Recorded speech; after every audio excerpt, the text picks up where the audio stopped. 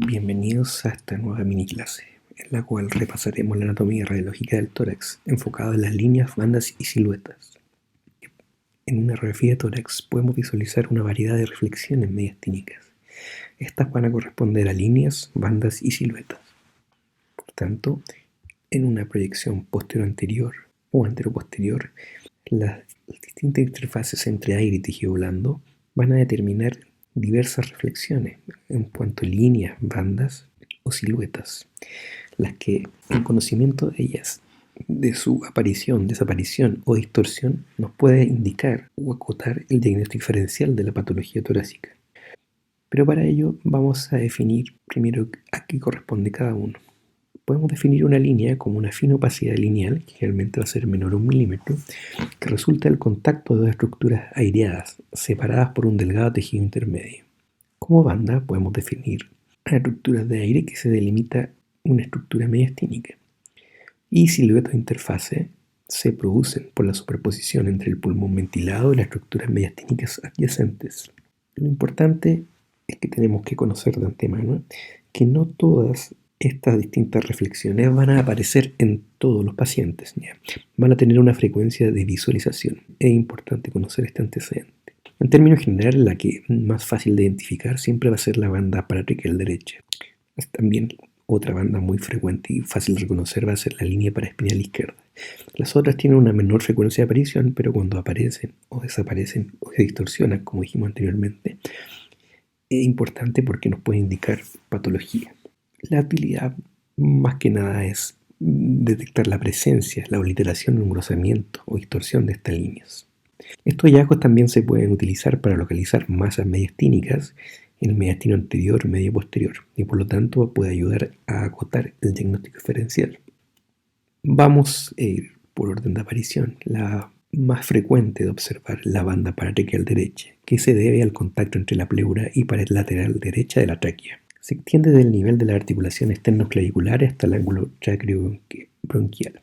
Es visible hasta el 97% de los casos. Su distorsión nos puede indicar la presencia de linfadenopatías, neoplasias traqueales, tiroidías o paratiroidías.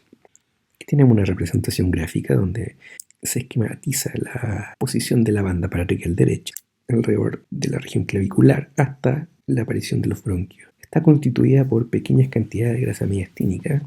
Podemos encontrar linfonodos paratraqueales y la capa visceral y parietal del lóbulo superior.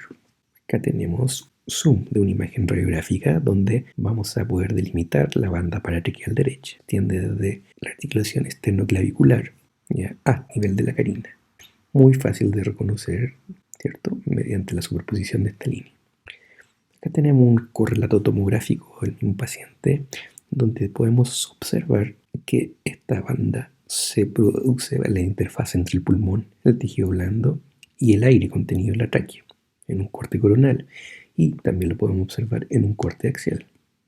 Por ejemplo, aquí tenemos un caso de mediastinitis, donde se observa un engrosamiento de la banda paratraqueal derecha.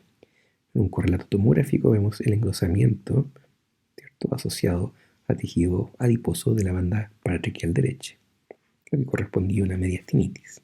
Vamos a observar otro caso donde tenemos metástasis pleurales, donde una vez más ya no vamos a ver esa fina banda paratraqueal derecha, sino que vamos a ver un aumento de densidad de morfología redondeada, ¿cierto?, asociada a algunas adenopatías ciliares, que en su correlato tomográfico se correlaciona de excelente forma con la imagen radiográfica, donde vemos implantes nodulares asociados a la pleura, lo que engrosa la banda paratraqueal derecha. Otra banda importante es la banda traqueal posterior, que se va a formar por aire dentro de la tráquea y del pulmón, lo que delimita la pared posterior traqueal y los tejidos blandos. Esta va a ser vista solo en radiografía lateral. Entonces podemos identificar la tráquea y posterior a ello vamos a ver una fina banda, ¿cierto?, vertical, que en su correlato tomográfico va a corresponder a la interfaz entre el aire del pulmón, la pared traqueal posterior y el aire que hay dentro de la tráquea. Entonces, de nuevo, una explicación más gráfica de la banda traqueal posterior. Vamos a tener radiopacidad de la tráquea y posterior a ella vamos a ver una pequeña banda opaca, ¿cierto?, que en su recorrido tomográfico corresponde a la región traqueal posterior. Lo importante es que hay algunos valores que son límite, generalmente 2.5 milímetros.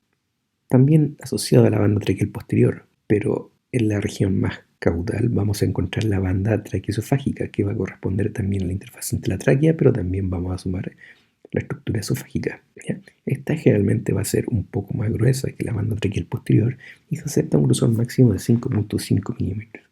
Por ejemplo, tenemos un caso de acalasia donde vemos un engrosamiento de la banda paratraqueal posterior, que en su correlato tomográfico va a corresponder a una dilatación esofágica con contenido. Otra banda en la región superior es la banda paratraqueal izquierda, ¿cierto? Va a corresponder a la pared traqueal lateral izquierda. También asociada ya podemos encontrar pequeñas cantidades de grasa mediastínica y también asociada en esa región al lóbulo superior izquierdo. Realmente la banda paratraqueal izquierda va a ser un poco más difícil de identificar que la banda paratraqueal derecha, realmente porque ahí tenemos la salida de los vasos supraórticos. Pero en su correlato tomográfico se corresponde a esa banda debido a la interfaz entre el lóbulo superior izquierdo, pequeñas cantidades de grasas y la tráquea. Por ejemplo, alguna alteración de la banda paratraqueal izquierda nos puede sugerir, por ejemplo, un bocio intratorácico. Aquí vemos que la tráquea está desplazada hacia derecha y vemos un engrosamiento de esa banda paratraqueal que correspondía a una lesión que venía desde más craneal. Otra línea es la línea paraarterial izquierda. Esto generalmente va a estar dada por la interfase entre el lóbulo superior y el contacto del mediastino con la arteria subclavia izquierda. Con este correlato tomográfico vemos exactamente que ese aumento de la densidad va a corresponder a la arteria subclavia izquierda y en un corte tomográfico eso correspondería a este nivel. Tenemos otro paciente donde vemos la línea una vez más. Entonces, tenemos la interfase que se produce entre el pulmón y la estructura del vaso supraórtico. En el correlato tomográfico vemos de nuevo la arteria subclavia izquierda y el mismo nivel no se obtiene. O sea, lo que visualizamos en ese borde va a corresponder a esta interfase. Otra línea más también muy fácil de reconocer es la línea paracaval. En realidad es una línea que está en la región torácica superior y que corresponde a la interfase entre el pulmón, el parénquima pulmonar, y la vena cava superior y el tronco venoso brachiocefálico derecho.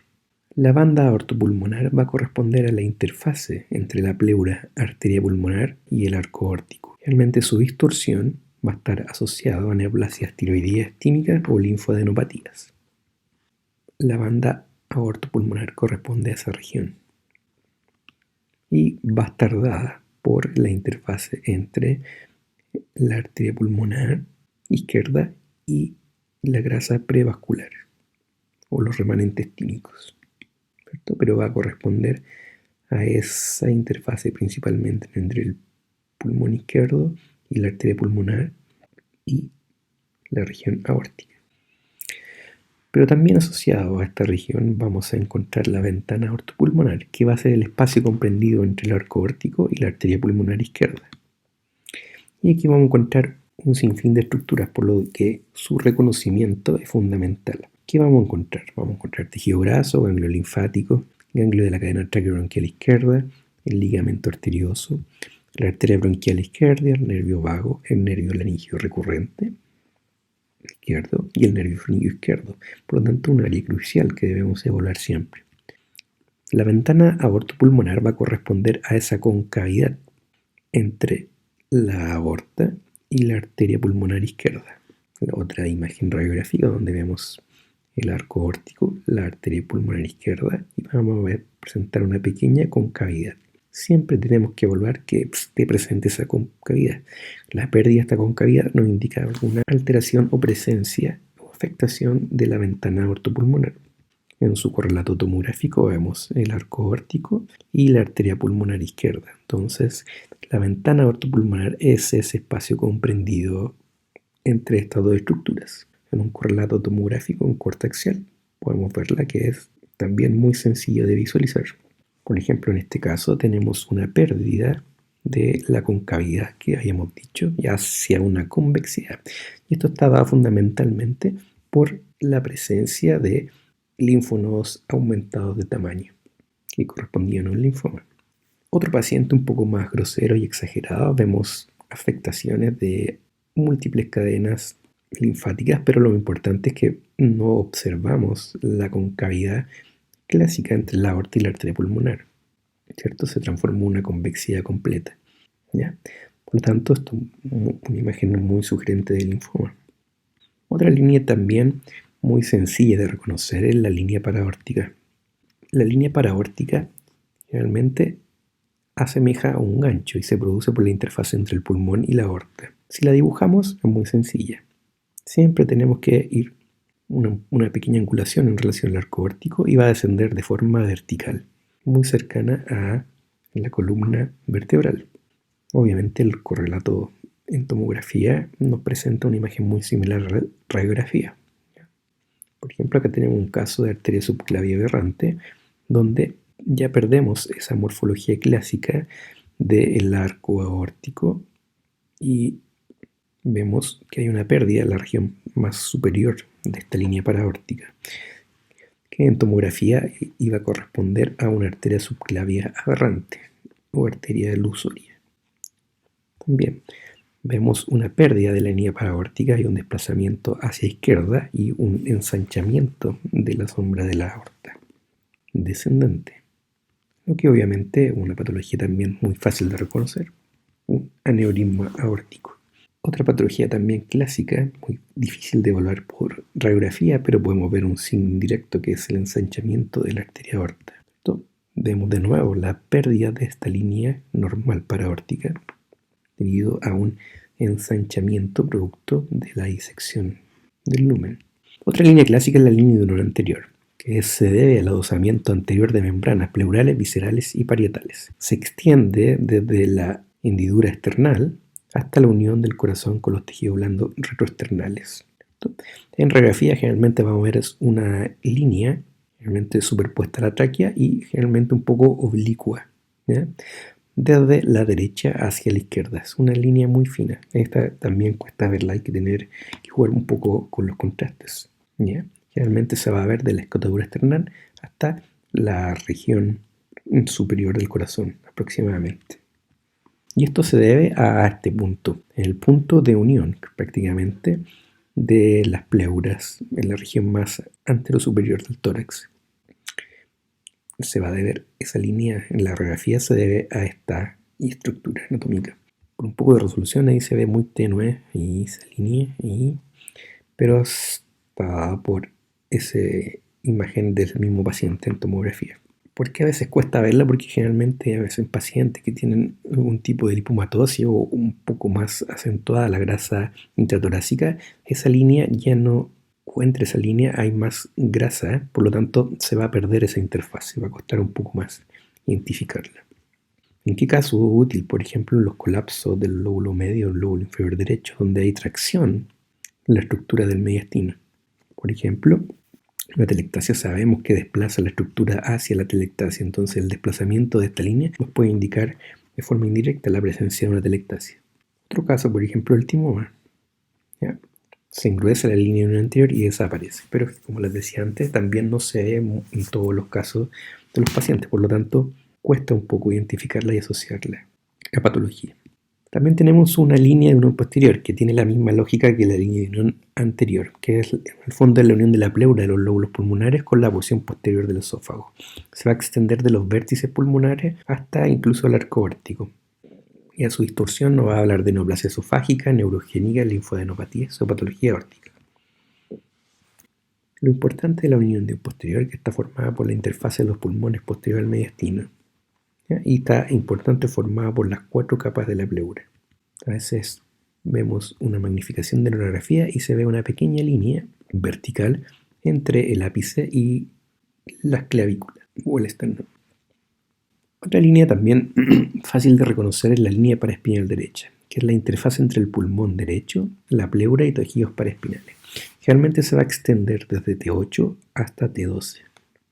También, casi sinónimo de esta, es la línea paraespinal izquierda, que va a discurrir verticalmente desde el arco aórtico, un poquito más arriba, hasta el diafragma. Y va a ser medial a la línea paraórtica, pero puede estar lateral a ella. Entonces tenemos distintas imágenes radiográficas que van a corresponder al mismo paciente y vamos a dibujar la línea paraespinal derecha y la línea paraespinal izquierda, que en el correlato corresponden a esa interfase entre el pulmón los cuerpos vertebrales y la grasa adyacente. Aquí tenemos un caso de distorsión de la línea paraespinal izquierda. En la región más basal del tórax vemos un abombamiento o una convexidad de la línea paraespinal izquierda, lo que hace sospechar de un tumor en el mediastino posterior. Se realiza una tomografía y se ve la presencia de una masa de parte blanda que desplaza ligeramente la aorta hacia anterior y abomba la interfase entre el pulmón y la línea paraespinal izquierda. En una reconstrucción coronal podemos ver efectivamente cómo distorsiona esta línea hacia una imagen muy similar a lo que veíamos en la radiografía. Su morfología hace sospechar de un tumor neurogénico o también puede ser un pequeño linfonodo aumentado de tamaño, que en este caso correspondía a un linfoma. Por ejemplo, los tumores de estirpe neurogénico. Es muy fácil de sospechar solamente con una radiografía y ver cómo esta va a distorsionar las líneas paraespinales. Entonces, generalmente cuando nosotros vemos distorsión de las líneas paraespinales, siempre vamos a estar pensando en un tumor del mediastino posterior. El diagnóstico diferencial es bastante estrecho. El mediastino posterior generalmente es un linfonodo que está comprometido, infiltrado, o generalmente una lesión tumoral de estirpe neurogénica. Otra estructura también muy reconocida es el receso ácido-esofágico. Esto es importante porque no se considera una línea banda mediastínica. Es una interfaz importante causada por la diferencia de densidad entre el mediastino y la porción posteromedial del lóbulo inferior derecho. Muy fácil de reconocer, como dije anteriormente. Generalmente se va a originar desde la carina traqueal hasta el diafragma en la línea media. Que lo que vemos en la radiografía en el fondo es esta interfase entre un área entre el pulmón derecho y el receso entre la vena ácigos y el esófago. Esta región se conoce como la región o el receso ácido-esofágico. Pero también es importante porque nos hace sospechar su abultamiento de distintos tipos de patologías, por ejemplo, linfadenopatía, hernias hiatales, neoplasia esofágica, varices esofágicas, anormalidad de la pleura, cardiomegalia o malformaciones broncointestinales. Por ejemplo, acá tenemos un caso de un quiste broncogénico. Se perdió esa interfase de receso ácido-esofágico y correspondía a un quiste broncogénico. También tenemos una pérdida del receso ácido-esofágico, también una masa que se sobreproyecta el corazón con un nivel hidroaéreo muy sugerente de una hernia hiatal.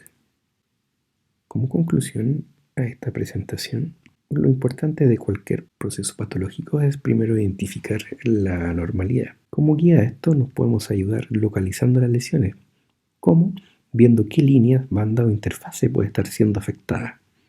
Esto nos va a ayudar a estrechar el diagnóstico diferencial de qué es lo que está ocurriendo en el tórax. Y siempre pensar en qué punto estamos y qué estructura hay para, obviamente, pensar en este diagnóstico diferencial.